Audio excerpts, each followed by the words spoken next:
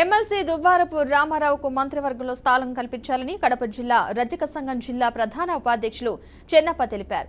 రాష్ట్ర రజక నాయకుడు ఎమ్మెల్సీ దువ్వారపు రామారావును ఎమ్మెల్సీగా నియమించినందుకు సీఎం చంద్రబాబు నాయుడుకి కృతజ్ఞతలు తెలిపారు.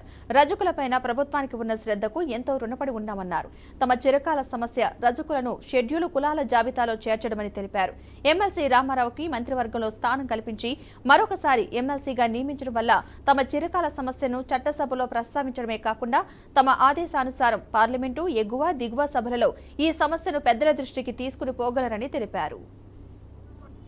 నియోజకవర్గం నుంచి మన ఎమ్మెల్సీ దువ్వారపు రామారావు గారికి రెండవసారి ఎమ్మెల్సీ పదవి ఇచ్చినందుకు మన ఆంధ్రప్రదేశ్ రాష్ట్ర ముఖ్యమంత్రి నారా చంద్రబాబు నాయుడు గారికి ప్రాధాన్యవందములతో కృతజ్ఞతలు తెలుపుకుంటున్నాము. మా రజక సంఘం తరఫున మేము ఈ 5 సంవత్సరాల నుంచి మేము మా రజక సంఘం తరఫున కష్టపడిన వ్యాస ప్రయాసాలకు లోబడి చాలా ఇబ్బంది పడినాము వైఎస్ఆర్ ప్రభుత్వం తరఫున. కాకపోతే మళ్ళా మన ప్రభుత్వం వచ్చినందుకు చాలా సంతోషము.